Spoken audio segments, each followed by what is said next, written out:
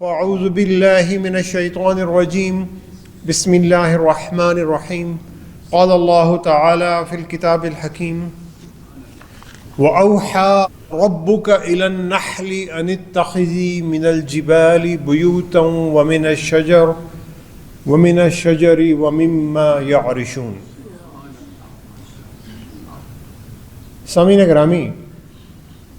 اللہ تعالیٰ نے جب یہ دنیا بنائی تو اللہ تعالیٰ نے اس دنیا میں انسانوں کے علاوہ اور بھی بہت سارے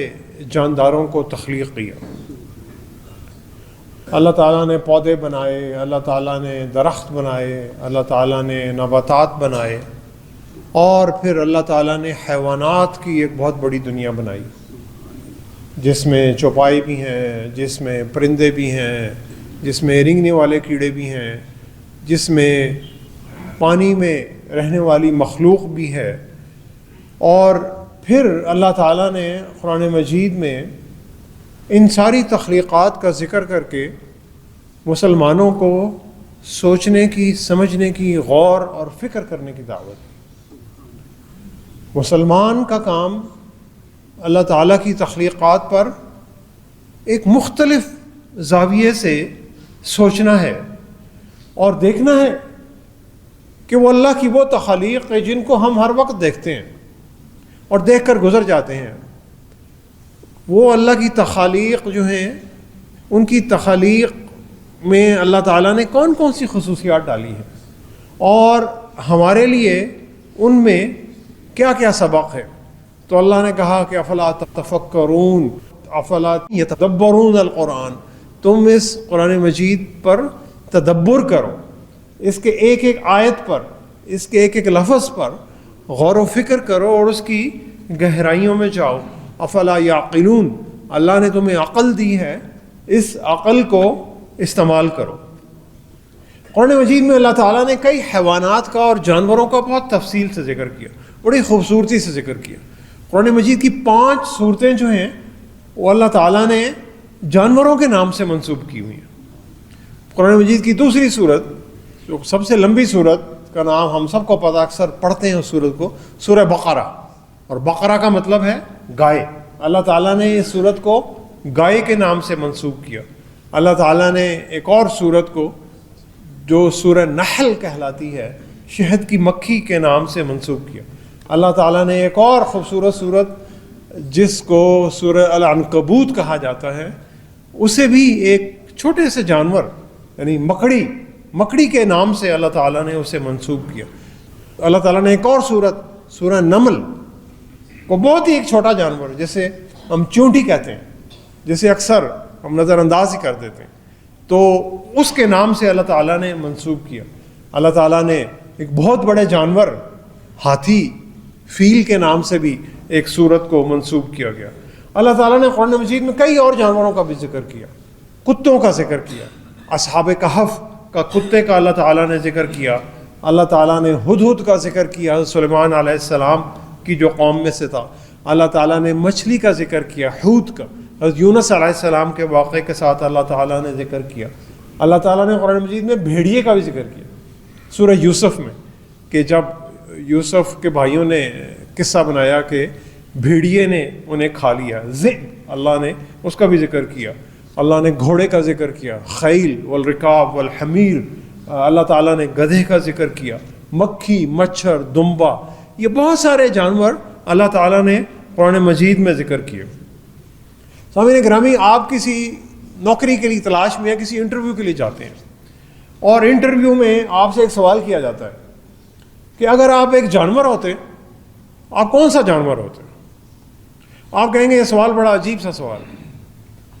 لیکن یہ سوال عجیب سوال نہیں ہے۔ پاکستان میں بھی اور باہر کی دنیا میں بھی، بڑی بڑی اچھی کمپنیوں میں بھی جب لوگ جاتے ہیں تو ان سے یہ سوال کیا جاتا ہے کہ if you are an animal which type of animal you would be, اگر آپ ایک جانور ہوتے تو آپ کون سے جانور ہوتے؟ تو پھر ہم لوگ اکثر سمجھتے ہیں کہ میں شیر ہوتا، میں چیتا ہوتا، میں ببر شیر ہوتا، میں ہرن ہوتا، میں عقاب ہوتا، ایگل ہوتا، بڑا اونچا اونچا اڑتا۔ پھر دوسرا سوال آئے گا کہ جناب ٹھیک ہے ہوتے ہیں لیکن کیوں ہوتے؟ تو یعنی ان جانوروں کی کون سی خصوصیت جو ہے وہ آپ میں پائی ہوتی ہے؟ تو یہ آج کا خطبہ اسی موضوع پر ہے کہ مومن کی مثال کس جانور کی مانند ہے، کہ کون سا جانور اللہ کو اتنا محبوب ہے کہ اس جانور کی مثال مومن کی طرح ہے۔ اور یہ مثال آپ حیران ہو گئے، کسی بہت بڑے شاندار اور بڑے خوبصورت اور بڑے طاقتور اور بڑے کسی جو مشہور جو جانور ہے اس کی طرح نہیں ہے، اس خوبصورت جانور کی طرح کہ جن کی کھالوں کو اور جن کی سروں کو ڈرائنگ روموں میں بڑا محفوظ کر کے بڑی خوبصورتی کے لیے لگایا جاتا ہے، میوزیم میں لگایا جاتا ہے، یہ اس طرح کا جانور نہیں ہے۔ یہ جانور ایک چھوٹا سا ایک ننھا سا جانور ہے، اور جسے ہم اکثر نظر انداز کر دیتے ہیں اور جسے کوئی اہمیت نہیں دیتے۔ اور یہ وہ جانور ہے جس جانور کے لیے اللہ تعالیٰ نے قرآن مجید میں ایک پوری سورت کو اس کے نام سے منسوب کیا، اور وہ سورہ نحل شہد کی مکھی ہے۔ پہلے بھی کچھ عرصہ پہلے بھی اسی شہد کی مکھی کے موضوع پر ایک خطبہ میں دے چکا ہوں، لیکن جو آج کا خطبہ ہے اس خطبے میں ہم ایک مختلف زاویے سے اللہ تعالیٰ کی اس تخلیق پر اور مومن کی مثال کہ مومن کو کس جانور کی مانند ہونا چاہیے اس پر گفتگو کریں گے۔ کیونکہ آج کی جو دنیا ہے ٹیکنالوجی کی، اور اس ٹیکنالوجی کی دنیا میں اللہ کے دیے ہوئے جتنے قدرتی وسائل ہیں، چاہے وہ ماحول ہے، چاہے اس میں آکسیجن ہے، چاہے اس میں پہاڑ ہیں، چاہے اس میں ندی نالے ہیں، چاہے اس میں پانی ہے، چاہے اس میں کوئی بھی نباتات اور حیوانات کی جو دنیا ہے، یہ جو اللہ تعالیٰ کی تخلیقات ہیں، ان تخلیقات کو ہم انسان جنہیں اللہ نے اشرف المخلوقات بنایا، وہ کس بے دردی سے انہیں پامال کرتے جا رہے ہیں۔ اور اس سے سب سے زیادہ نقصان ان حیوانات کو اور نباتات کو تو ہو ہی رہا ہے، اس سے سب سے زیادہ نقصان ہمیں خود ہو رہا ہے، کیونکہ اللہ تعالیٰ کی اس بنائی ہوئی دنیا میں اللہ نے ایک میزان بنایا ہوا ہے کہ اللہ نے ہر چیز کو ایک توازن میں تخلیق کیا ہے۔ ہم جب اس توازن کو بگاڑتے ہیں تو پھر ہماری اپنی جو زندگی ہے وہ بھی بڑی تیزی سے بگڑنا شروع ہو جاتی ہے، یعنی اور اتنی تیزی سے بگڑنا شروع ہو جاتی ہے کہ لاہور میں چلے جائیں تو سانس لینا مشکل، اور یعنی فضا اتنی آلودہ ہے کہ سانس نہیں لے سکتے۔ تو یہ عجب نہیں ہے، اور آج بھی یعنی آج سے جیسے کوئی 30 سال پہلے کوئی کہتا تھا کہ بھائی پانی جو ہے وہ بوتلوں میں آپ کو ملے گا، تو لوگ بڑے حیران ہوتے ہیں کہ بھائی پاگل ہو گیا، پانی تو عام اللہ کی وہ ہے تخلیق ہے، ہر جگہ ملتا ہے، مفت ملتا ہے، یہ بوتلوں میں کہاں سے ملے گا؟ تو کوئی عجب نہیں کہ جس طرف ہم جا رہے ہیں اور اسی طرح اگر ہم چلتے رہے اور اگر ہمیں ہوش نہ آئی تو یہ پھر آکسیجن جو اللہ کی ہوا ہمیں ملتی ہے، یہ آکسیجن بھی سلنڈروں میں ہر شخص ساتھ لے کر چل رہا ہوگا کہ مجھے فریش جو ہے آکسیجن مل جائے اور میں یہ جو زہریلی آب و ہوا ہے اس سے بچ سکوں۔ تو اللہ تعالیٰ نے سورہ نحل کی آیت نمبر 68 میں اللہ تعالیٰ نے اسی اپنی جو تخلیق ہے اس کے بارے میں کہا، وَأَوْحَىٰ رَبُّكَ إِلَى النَّحْلِ أَنِ اتَّخِذِي مِنَ الْجِبَالِ بُيُوتًا وَمِنَ الشَّجَرِ وَمِمَّا يَعْرِشُونَ، کہ ہم نے شہد کی مکھی کی طرف وحی کی، یعنی وہ علم کہ جو اللہ تعالیٰ نے انبیاء علیہ السلام کی طرف وحی کے ذریعے بھیجا اور آسمانی کتابوں میں بھیجا، اور پھر وحی کے ذریعے جو علم اللہ تعالیٰ نے حضرت جبریل علیہ السلام کے ذریعے نبی رحمت صلی اللہ علیہ وسلم پر قرآن مجید کی شکل میں بھیجا، وہی ذریعہ اللہ تعالیٰ نے کہہ رہے ہیں کہ ہم نے وحی کی شہد کی مکھی کو کہ وہ پہاڑوں میں اور درختوں میں اور لوگوں کے بنائی ہوئی جو جگہیں ہیں وہاں پر اپنا گھر بنائے، ثم کلی من کل ثمرات فاسلکی سبل ربک ذللا، اور پھر ہم نے شہد کی مکھی کو یہ حکم دیا کہ تم پھلوں میں سے، جن پھلوں میں سے اور پھولوں میں سے جہاں پر چاہتی ہو تم وہاں سے اس کا رس لو، اور جو رب نے جو تمہارے لیے راستے بنائے ہیں ان راستوں پر چلتی رہو۔ یخرج من بطونها شراب مختلف الوانہ فیہ شفاء للناس۔ اللہ تعالیٰ کہتے ہیں کہ اس کے پیٹ سے ہم ایک تمہارے لیے، انسانوں کے لیے ایک ایسا مشروب نکالتے ہیں اس کے رنگ جدا جدا ہیں لیکن اس میں لوگوں کے لیے شفا ہے۔ ان فی ذالک لآیۃ لقوم یتفکرون، ان ساری باتوں میں ایک نشانی ہے ان لوگوں کے لیے، لقوم یتفکرون، جو غور و فکر کرتے ہیں، جو تدبر کرتے ہیں، جو چیزوں کو صرف سطحی طور پر نہیں لیتے، چیزوں کو سمجھنے کی کوشش کرتے ہیں اور پھر ان کے بارے میں سوچ اور بچار کرتے ہیں۔ تو سامعین گرامی، شہد کی ایک جو ننھی سی مکھی ہے، یہ اس کی جو تخلیق ہے اس میں حیران کن قسم کے معجزات ہیں پوری انسانیت کے لیے، اور یہ اس پوری دنیا کے لیے ایک بے انتہا فائدہ رکھنے والی اللہ کی تخلیق ہے۔ شہد کی مکھی کو ہم جانتے ہیں صرف شہد کے پہلو سے، کیونکہ شہد ہم ایک بڑا ایک ذائقہ دار اور ایک ہی بہت ہی میٹھا ایک خوراک ہے جسے ہم بڑے شوق سے کھاتے ہیں، اور ہمیں یہ بھی پتہ ہے کہ اس میں بہت سارے غذائی اجزاء ہیں، نیوٹرینٹس ہیں، اور پھر ہمیں یہ بھی پتہ ہے کہ اس میں شفا بھی ہے، اور جو اللہ تعالیٰ نے یہاں پر بتایا ہمیں۔ لیکن سامعین گرامی، ایک بہت بڑا پہلو شہد کی مکھی کا جو ہمیں اکثر جسے ہم نظر انداز کر دیتے ہیں وہ یہ ہے کہ اگر اس پوری دنیا سے شہد کی مکھی ختم ہو جائے، اور جو کہ آہستہ آہستہ ختم ہوتی جا رہی ہے، یعنی شہد کی مکھی کی جو آبادی ہے وہ نیچے آتی جا رہی ہے، انسانوں کی آبادی بڑھتی جا رہی ہے اور شہد کی مکھی کی آبادی نیچے آتی جا رہی ہے، اور اگر اس دنیا سے اللہ نہ کرے کہ شہد کی مکھی کی جو آبادی ہے وہ ختم ہو جائے تو تقریباً اس دنیا میں 50% آدھی جو فصلیں اور جو پھل پیدا ہوتے ہیں وہ ختم ہوتے ہیں۔ یعنی اس دنیا کی جو خوراک ہم کھاتے ہیں، جس میں اناج ہے، جس میں فصلیں ہیں اور جس میں پھل ہیں، وہ تقریباً آدھی ختم ہو جائے۔ کیوں؟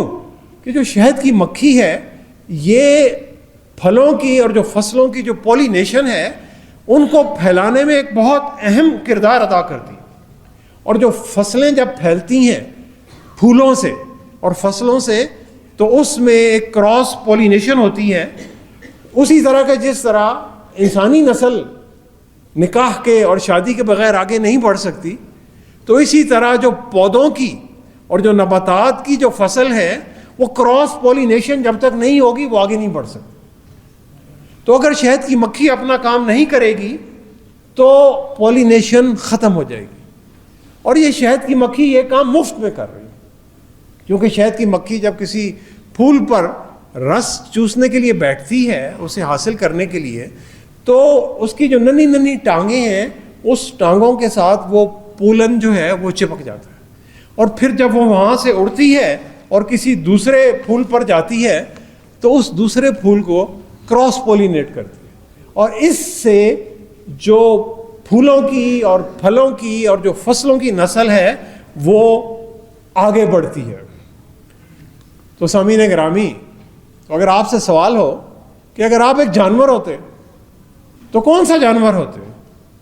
نبی رحمت صلی اللہ علیہ وسلم نے فرمایا والذی نفس محمد بیدہ، بہت خوبصورت حدیث ہے مسند احمد میں کہ نبی رحمت صلی اللہ علیہ وسلم نے فرمایا قسم ہے اس ذات باری تعالیٰ کی کہ جس کے ہاتھ میں محمد صلی اللہ علیہ وسلم کی جان ہے، ان مثل المؤمن لکمثل النحلۃ، ان مثل المؤمن لکمثل النحلۃ، مومن کی مثال شہد کی مکھی کی مثال کی طرح ہے، مومن کی مثال شہد کی مکھی کی طرح ہے، اکل طیبا، وہ جو کھاتی ہے وہ طیب پاکیزہ چیزیں کھاتی ہے، پاکیزہ اور خالص چیزیں کھاتی ہے، اور ووضعت طیبا، اور جو پیدا کرتی ہے وہ بھی خالص اور پاکیزہ ہے، جو کھاتی ہے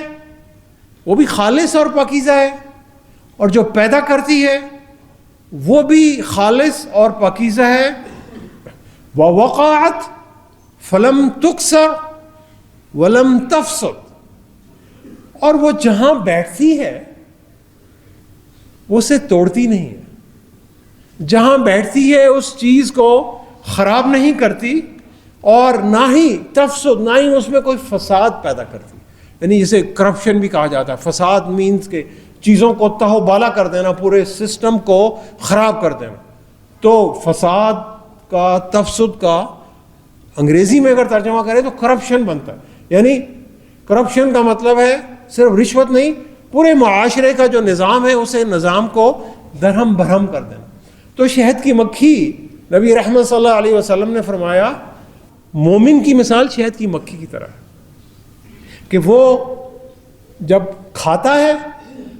تو پاکیزہ کھاتا ہے، اور جب کوئی کام کرتا ہے تو وہ پاکیزہ کام کرتا ہے۔ طیب، طیب پیارے نبی صلی اللہ علیہ وسلم کے خوبصورت اور مبارک ناموں میں سے ایک نام ہے طیب۔ طیب کا مطلب ہے پاکیزہ اور خالص،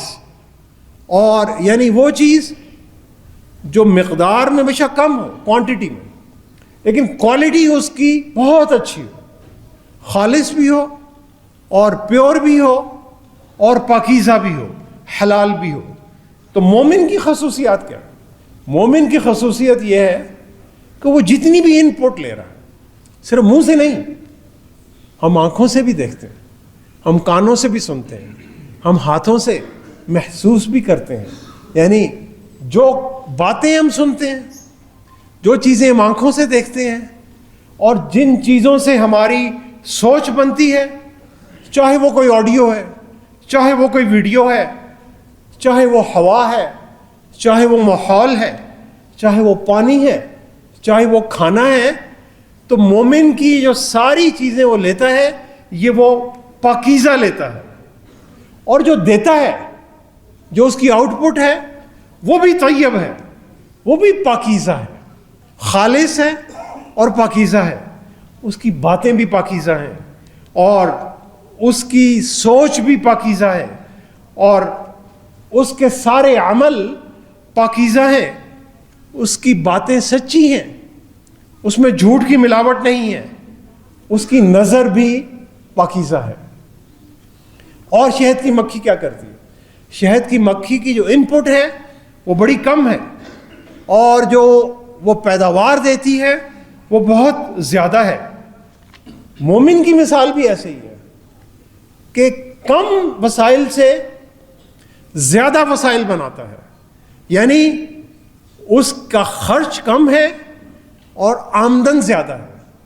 معاشرے پر بوجھ نہیں ہے، اپنے خاندان پر بوجھ نہیں ہے، کسی دوسرے پر بوجھ نہیں ہے، بلکہ دوسروں کا بوجھ اٹھاتا ہے۔ تو شہد کی مکھی سامعین گرامی وہ پھولوں کا رس چوستی ہے، لیکن اس کے ساتھ وہ جو پولینیشن کا وہ جو ایک پورا سلسلہ چلاتی ہے، اگر یہ انسانوں کو خود کرنا پڑ جائے تو پوری شاید دنیا کی دولت اکٹھی کر لیں، یہ کام شاید نہیں ہو سکے۔ وہ مفت میں یہ کام کرتی ہے، یعنی کم سے کم وسائل سے زیادہ وسائل تخلیق کرتی ہے۔ اور شہد کی مکھی کیا کرتی ہے؟ محنت کرتی ہے، یعنی اتنی محنت کہ ہمارے تصور سے بھی باہر ہے۔ اپنے کام سے کام رکھتی ہے، کوئی شور نہیں مچاتی، کسی پر حملہ نہیں کرتی، اس میں مدافعت کی صلاحیت اللہ نے دی ہوئی ہے، لیکن جب اس پر کوئی حملہ آور ہوتا ہے پھر دفاع کرتی، ویسے کسی کو کاٹتی بھی نہیں ہے۔ آپ حیران ہوں گے کہ یہ ایک ننھی سی شہد کی مکھی ہے، یہ ایک دن میں تقریباً 12 کلومیٹر کی اڑان کرتی۔ ایک چھوٹی سی مکھی، ایک چھوٹا سا ذرہ ایک دن میں 12 کلومیٹر کی اڑان کرتی۔ ہم شہد کھاتے ہیں ہم کہتے ہیں 1 کلو شہد لے لو، آدھا کلو شہد لے لو، اور بڑے آرام سے وہ کچھ دنوں میں وہ شہد جو ہے وہ ختم ہو جاتا ہے۔ ایک شہد کے چھتے میں اگر 50,000 مکھیاں ہیں تو آپ حیران ہوں گے کہ صرف آدھا کلو گرام شہد بنانے کے لیے ان 50,000 مکھیوں کو 1,00,000 کلومیٹر کا فاصلہ طے کرنا پڑتا ہے۔ یعنی ان ننھی ننھی مکھیوں کو 1,00,000 کلومیٹر کا یہ فاصلہ طے کرتی ہیں، اور پھر آدھا کلو گرام شہد جو ایک بوتل میں، ایک جار میں ہمارے پاس آتا ہے، وہ ہمیں پیدا کر کے دیتی ہیں۔ 1,00,000 کلومیٹر دنیا کی جو پوری گولائی ہے، اگر آپ یہاں سے شروع اور پوری دنیا کا ایک جہاز میں ایک چکر لیں، 40,000 کلومیٹر بنتا ہے۔ یعنی پوری دنیا کے اگر آپ 2.5 چکر لیں تو یہ مکھیاں 1,00,000 کلومیٹر کا فاصلہ طے کر کے، اور اتنی ساری مکھیاں مل کر آدھا کلو گرام کا شہد جو ہے وہ بنا کے دیتی ہیں۔ اور پھر وَوَقَعَتْ فَلَمْ تُكْسَرْ وَلَمْ تَفْسُدْ، اور جہاں بیٹھتی ہیں وہاں آرام سے بیٹھتی ہیں، وہاں پیار سے بیٹھتی ہیں، جو چیز استعمال کرتی ہیں اس چیز کو خراب نہیں کرتی۔ اب اس کے مقابلے میں ہم اپنا جائزہ لیں کہ ہم کتنی چیزیں جو ہمارے استعمال میں ہیں، چاہے وہ ہماری ذاتی ہیں، اور خصوصی طور پر وہ چیزیں جو ہماری ذاتی نہیں ہیں، جسے ہم کہتے ہیں پبلک پراپرٹی ہیں، شاملات کہتے ہیں، یعنی وہ جگہیں جہاں پر عوام آتی ہے اور ان چیزوں کو استعمال کرتی ہے۔ ہم ذرا اپنا جائزہ لیں کہ ہم ان کو کتنی بے دردی سے استعمال کرتے ہیں۔ ایک مثال کہ کسی پورے ملک میں کسی پبلک ٹوائلٹ میں چلے جائیں، کسی ایسے واش روم میں چلے جائیں جو عام لوگوں کے استعمال میں ہے، تو اندازہ ہو جائے گا کہ ہم لوگ کہ جن چیزوں کو اپنے استعمال میں لا رہے ہیں وہ کتنی بے دردی سے استعمال کر رہے ہیں۔ یہ جو شہد کی مکھی ہے جن چیزوں کو استعمال کرتی ہے، پھولوں پر جب بیٹھتی ہے تو اتنے پیار سے بیٹھتی ہے کہ پھولوں کو ان کا وزن ہی محسوس نہیں ہوتا، اور اپنا بوجھ دوسروں پر نہیں ڈالتی۔ ہم اپنا سارا بوجھ دوسروں پر ڈالنے کی کوشش کرتے رہتے ہیں۔ خاوند صاحب جو ہیں وہ بیوی پر بوجھ ڈالیں گے، بیوی جو ہے وہ خاوند پر بوجھ ڈالے گی، ساس جو ہے وہ بہو پر بوجھ ڈالے گی، بہو کسی اور پر بوجھ ڈالے گی، والدین اولاد پر بوجھ ڈالتے ہیں، اولاد والدین پر کچھ بوجھ منتقل کرنا چاہتی ہے، کوئی بڑا افسر ہے وہ چھوٹے لوگوں پر بوجھ ڈالتا ہے، چھوٹے لوگ جو ہیں وہ ادارے پر اپنا بوجھ ڈال دیتے ہیں۔ ہماری دوسروں سے جو توقعات ہیں، ڈیمانڈز ہیں، بہت زیادہ ہوتی ہیں، یعنی ہم دوسروں سے توقع رکھتے ہیں کہ وہ ہمارے لیے بہت کام کریں گے، ہم نے ان کے لیے کچھ بھی نہیں کرنا۔ جتنے وسائل ہم استعمال کرتے ہیں سامعین گرامی، اس سے کم وسائل ہم پیدا کرتے ہیں۔ پاکستان غریب کیوں ہے؟ پاکستان کی غربت میں ایک سب سے بڑی وجہ کرپشن کو بھی چھوڑ دیں، بد انتظامی کو بھی چھوڑ دیں، سیاست کو بھی چھوڑ دیں، اور جو لیڈرشپ ہے اسے بھی چھوڑ دیں، ایک بہت بڑی وجہ یہ ہے کہ ہم انفرادی طور پر اور اجتماعی طور پر جتنے وسائل ہم استعمال کرتے ہیں اس سے کم وسائل ہم پیدا کرتے ہیں۔ ہماری پیداوار کم ہے اور ہماری جو کنزمپشن ہے وہ زیادہ ہے۔ جس دن ہماری پیداواری صلاحیت زیادہ ہو جائے گی اور جو ہم لیتے ہیں، جو ہم وسائل استعمال کرتے ہیں وہ کم ہو جائے گی، سامعین گرامی، پاکستان اس دن ترقی کرنا شروع کر دے گا۔ مومن اپنا بوجھ خود اٹھاتا ہے، وہ دوسروں پر اپنا بوجھ منتقل نہیں کرتا، وہ اپنی صلاحیتوں کو بڑھاتا ہے، وہ معاشرے میں طاقت حاصل کرتا ہے اس لیے کہ اس نے لوگوں کا، دوسروں کا بوجھ اٹھانا ہے۔ پھر وہ سوچتا رہتا ہے کہ کیا میری ذات سے دوسرے لوگ تنگ تو نہیں ہو رہے، کیا میری آواز سے، میرے شور سے، میری نگاہوں سے، میری کسی بھی حرکت سے کسی دوسرے کی کوئی دل آزاری تو نہیں ہو رہی، کوئی تکلیف تو نہیں ہو رہی۔ وہ یہ سوچتا ہے کہ میں اللہ کی اس دنیا میں کوئی آلودگی تو نہیں پھیلا رہا؟ کیا میری موٹر سائیکل سے، کیا میری گاڑی سے، اور کیا میرے جلنے والے ایندھن سے کوئی ایسا دھواں تو نہیں نکل رہا جو اس ماحول کو خراب کر رہا ہے اور دوسروں کو تکلیف دے رہا ہے؟ وہ یہ بھی سوچتا ہے کہ کیا میں جذباتی طور پر یا نفسیاتی طور پر زہریلا تو نہیں ہوں، ٹاکسک تو نہیں ہوں؟ کیا میں دوسروں کے لیے خوشی کا باعث ہوں یا میں دوسروں کے لیے غمی کا باعث ہوں؟ کیا دوسرے لوگ مجھے مل کر خوشی محسوس کرتے ہیں یا دوسرے لوگ مجھے ملتے ہیں تو تنگ ہوتے ہیں؟ کیا کسی محفل میں میرے موجود ہونے سے دوسرے لوگ خوش ہوتے ہیں یا میرے غیر حاضر ہونے سے لوگ غمگین ہوتے ہیں؟ وہ یہ سوچتا رہتا ہے، وہ اپنی اصلاح کرتا رہتا ہے۔ وہ میاں محمد بخش نے کہا تھا کہ دنیا دے وچ رکھ فقیرا ایسا بین کھلوਣ، دنیا دے وچ رکھ فقیرا ایسا بین کھلوਣ، کول ہوئے تے ہسن سارے، دور ہوئے تے روڑ۔ یعنی آپ جب لوگوں کے قریب ہیں لوگ ہنس رہے ہیں، لوگ خوش ہو رہے ہیں، لوگ آپ سے راضی ہو رہے ہیں، اور جب آپ دور ہیں لوگوں سے تو لوگ رو رہے ہیں، لوگ غمگین ہیں۔ ایسے نہیں کہ کسی کے قریب آئیں تو دل میں سوچے کہ یار یہ کس وقت یہ صاحب جو ہے دفع ہوگا تو مجھے اطمینان ہوگا۔ نہیں، یہ مومن کی پہچان نہیں ہے۔ مومن کی پہچان وہ ہے کہ جب وہ لوگوں کے ساتھ ہے تو لوگ اس سے خوش ہیں، جب لوگوں سے دور ہے لوگ اس کی یاد میں غمگین ہو رہے ہیں۔ یہ مومن کی پہچان ہے، اور یہ اسی وقت ہے کہ جب مومن اپنا بوجھ خود اٹھا رہا ہے، اپنا بوجھ دوسروں پر منتقل نہیں کر رہا، جس چیز کو استعمال کر رہا ہے اس چیز کو سلیقے سے استعمال کر رہا ہے، اس چیز کو خراب نہیں کر رہا۔ اور پھر مومن کی آخری بات، میں کیا کوئی ایسی چیز بنا رہا ہوں جو شہد کی مکھی بنا رہی ہے، فیہ شفاء للناس، کیا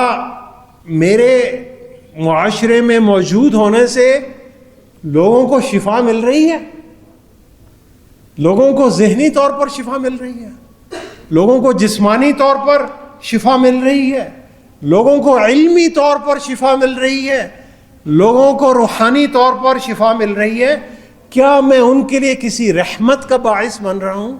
یا ان کے لیے کسی زحمت کا باعث بن رہا ہوں؟ کیا میں ان کے لیے آسانیاں پیدا کر رہا ہوں یا میں ان کے لیے مشکلیں پیدا کر رہا ہوں؟ تو سامعین گرامی، اکثر لوگ کہتے ہیں کہ ملک میں بڑی بے روزگاری ہے بے روزگاری، نوکریاں نہیں ملتی،